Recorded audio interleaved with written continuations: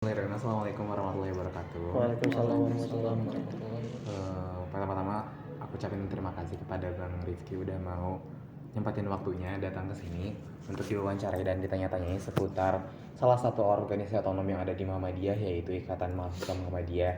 Yang mana dapat teman-teman ketahui, mungkin Bang Rifki ini selaku Ketua Umum IMM Komisariat Saintek, betul Bang?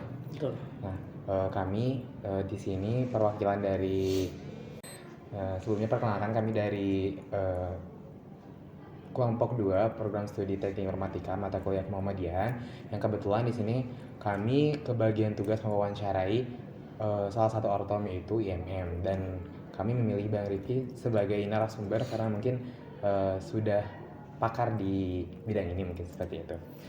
Nah, mungkin langsung saja ya ke pertanyaan yang pertama mengenai IMM itu sendiri. Mungkin bisa dijelaskan awal mula adanya IMM, terus pergerakan IMM yang ada di UMI itu seperti apa? Baik, bismillahirrahmanirrahim. Assalamualaikum warahmatullahi wabarakatuh ya. Sebelumnya terima kasih kepada teman-teman yang sudah memang memberi waktu saya gitu atau menyempatkan saya untuk berbicara di sini terkait IMM itu. Sebelum berbicara bagaimana pergerakan IMM gitu yang berada di UMI ini, sebenarnya saya akan menjelaskan sejarah IMM itu, bahwa IMM itu berdiri pada tanggal 14 Maret 1964 di Yogyakarta. Nah, tujuan adanya IMM itu adalah menjadikan akademisi Islam demi mencapainya tujuan Muhammadiyah gitu. Jadi tidak beda jauh gitu, dan tidak jauh dari amal ma'ruf nahi munkar gitu, demi mencapai masyarakat Islam yang sebenar-benarnya itu. Jadi terkait pergerakan di IMM UMI saat ini itu tidak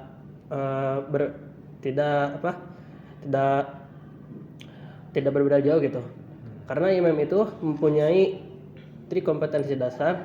Yang pertama itu dari segi religiositas, yang kedua humanitas, dan intelektualitas gitu terkait pergerakan IMM di UMI itu. Jadi IMM di UMI saat ini itu ya tidak akan jauh dari 3 kompetensi dasar yang tadi sudah saya sebut. Yang pertama aja religiositas, yang kedua humanitas, dan yang ketiga intelektualitas. Ya, mungkin itu. Sebagaimana kita ketahui bahwa si IMM ini merupakan sebuah organisasi, yang mana organisasi ini pasti memiliki sebuah kepengurusan di dalamnya. Nah, boleh disebutkan kepengurusan apa aja yang ada di IMM? Sebelumnya saya ingin bertanya, kan kalau misalkan ini yang ada di IMM Saintek atau emang secara umumnya gitu? Mungkin untuk saat ini di IMM Saintek dulu aja. Oh ya, kalau misalkan kepengurus yang berada di IMM Saintek itu yang paling pasti itu ketua sekretaris mendagri. Pasti ada yang memang di sini teman-teman saya kan bidang-bidangnya gitu. Bidang-bidang apa sih? Yang pertama itu ada bidang kaderisasi, dan kedua bidang organisasi, dan bidang kajian dan keislaman. Lalu bidang imawati itu khusus untuk imawati atau perempuan gitu. Lalu nah, untuk di Saintek saat ini mungkin hanya segitu gitu untuk kepengurusan. Jika memang di kepengurusan lain itu ada bidang HPKP itu hikmah politik dan kebijakan publik, itu masih banyak itu. Masih banyak yang lainnya. Jika memang di Saintek itu mungkin sampai paling bidang kaderisasi, organisasi, bidang imawati, lalu bidang kajian tabligh dan keislaman. Mungkin setiap komisariat juga punya penyesuaian sendiri ya gitu. Bidang-bidangnya.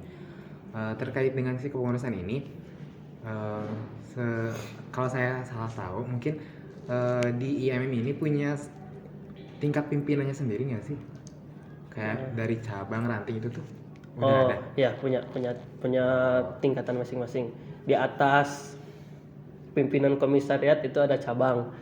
Jadi di atas pimpinan cabang itu ada pimpinan daerah atau DPD gitu kan. Nah, di atas pimpinan daerah itu ada pusat gitu. Jadi emang terstruktur mungkin kepengurusan di IMM ini.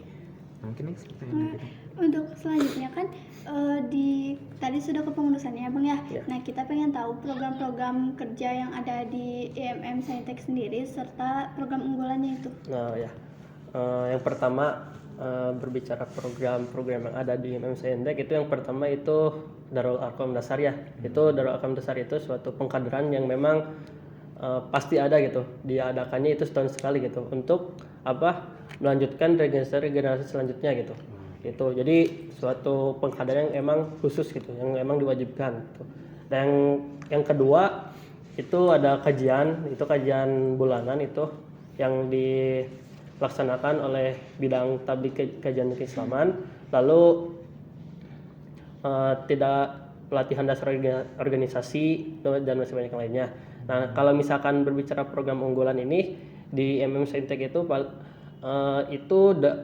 dengan kajian intelektualnya. Yang dimaksud dengan kajian intelektual itu bukan hanya kajian-kajian terkait yang memang kajian Islam doang, tapi kajian-kajian lainnya gitu. Kajian ilmu itu karena berbicara kajian itu sangat luas gitu kan. Jadi bukan hanya tentang kajian keislaman doang gitu. Dah. Ya, terus. Kamu dua-duanya? Terus tadi berbicara program mungkin ya. Selanjutnya mungkin apa yang membedakan IMM dengan organisasi yang lain? Nah, kalau misalkan berbicara perbedaan IMM dan organisasi lain itu mungkin dari pergerakannya gitu kan. Tadi teman-teman sudah menanyakan bagaimana pergerakan IMM gitu. Nah, itu. Jadi pergerakan dari segi pengkaderannya itu seperti apa gitu Jadi setiap organisasi lain dan khususnya IMM itu punya pengkaderan khusus gitu atau punya ciri khas pengkaderan masing-masing. Jika di IMM itu mempunyai trilogi dan trikompetensi gitu. Dan yang sudah dijelaskan tadi sama saya. Jadi tetapi untuk pergerakan IMM itu dan perbedaan dari organisasi Islam itu ya mungkin berbeda dari yang tadi trilogi dan trikompetensi dan dari tujuannya gitu. Tujuan IMM itu adalah menjadikan akademisi Islam demi mencapainya tujuan Muhammadiyah gitu. Mungkin untuk selanjutnya lebih ke peran Bang untuk IMM itu sendiri. Ya, kalau peran ya. Kalau misalkan peran IMM itu sebenarnya sih udah beda jauh gitu kan. Peran IMM itu adalah menggemban tugas-tugas gitu untuk amal ma'ruf dan nahi munkar gitu. Jadi berbuat baik dan mencegah perbuatan yang buruk gitu. Dan tetapi bukan hanya terhadap diri sendiri, tapi untuk bisa ke masyarakat gitu. Ketika diimplementasikan kepada masyarakat, amar ma'ruf nahi munkar itu seperti apa gitu, agar memang bagaimana gitu menjadi Islam yang sebenarnya dengan sesuai tuntunan Rasulullah SAW. Mungkin untuk pertanyaan selanjutnya ini ada hubungannya sama mahasiswa dengan masyarakat. Di mana pertanyaannya itu apakah IMM termasuk wadah aspirasi bagi mahasiswa dan masyarakat? Ya, kalau misalkan berbicara wadah aspirasi ya, contohnya kalau misalkan IMM menjadi wadah aspirasi bagi masyarakat, ya mungkin dari aksi gitu kan.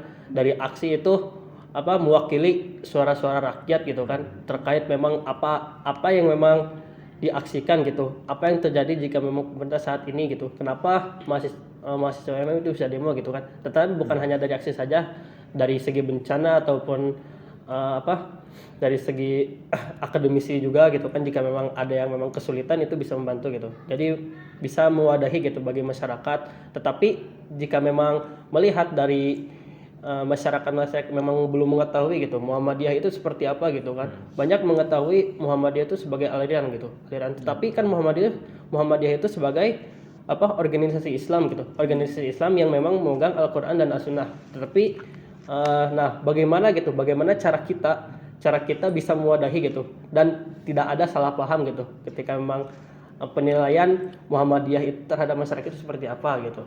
Jadi kita harus bisa memberitahu gitu dengan secara baik-baik kepada masyarakat agar memang tidak ada salah paham gitu bahwa Muhammadiyah bukan aliran gitu. Jadi itu masih termasuk wadah aspirasi bagi masyarakat ataupun mahasiswa. Ya. Mungkin lanjut ke pertanyaan selanjutnya. Di sini prestasi apa sih yang sudah dicapai oleh IMM di UMI ini? Kalau misalkan di UMI itu belum banyak gitu kan, sampai saya pun kalau misalkan melihat dari fakultasnya itu memang banyak gitu, dari segi emang peserta terbaik dari mengikuti pelatihan Mubalik contohnya itu menjadi peserta terbaik, prestasi contohnya gitu. Sampai saya tidak bisa gitu menyebutkan satu persatu gitu. Oke. Terkait dengan IMM ini sendiri kan merupakan sebuah organisasi otonom yang punya aturannya sendiri dan hanya ada di Muhammadiyah. Nah, pertanyaannya bagaimana sih posisi IMM di Muhammadiyah dibanding dengan organisasi lain seperti Badan Eksekutif Mahasiswa? Apakah emang sejajar atau punya tempatnya sendiri gitu? Ya kalau misalkan berbicara tingkatan IMM itu ya, itu IMM itu satu tingkat dengan fakultas gitu. Karena kan komisariat itu diartikan itu fakultas gitu.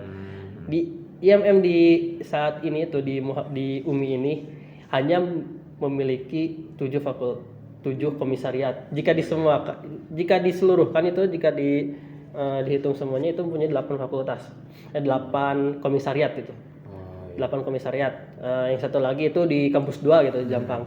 Jika memang kalau misalkan dan di Nusa Putra nambah 1. Itu komisariat ya, komisariat Gaya Haji Ahmad Dahlan itu namanya. Itu komisariat baru itu.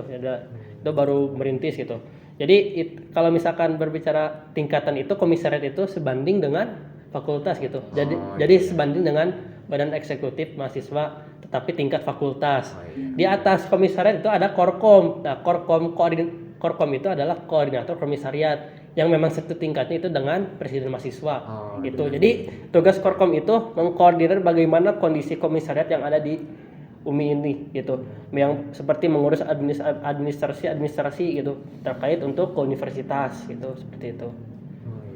Tadi sempat dengar bahwa di Nusa Putra juga bisa berdiri IMM. Berarti tidak menutup kemungkinan bahwa di Unip non Muhammadiyah pun bisa berdiri. Ya, bisa. Sekarang menjadi. Kira udah pada tahu gitu. Baru tahu. Mungkin kalau misalnya di Nusa Putra itu memang ada peminatnya gitu kan dan masih belum banyak sih mau ada. Tapi kalau misalkan berbicara minat apa enggaknya di UMI juga saat ini emang masih gak semua gitu kan, berbeda di universitas lain gitu. Untuk saat ini di IMM Komisariat Saintek ada berapa anggota kalau boleh tahu? Kalau misalnya untuk semua kepengurusan sama anggota ada 12 orang. 12 orang. Ada lagi kan? Kalau boleh tahu kebanyakannya dari prodi mana Bang? Dari teknik informatika kebanyakan. Dari prodi kita sendiri mungkin.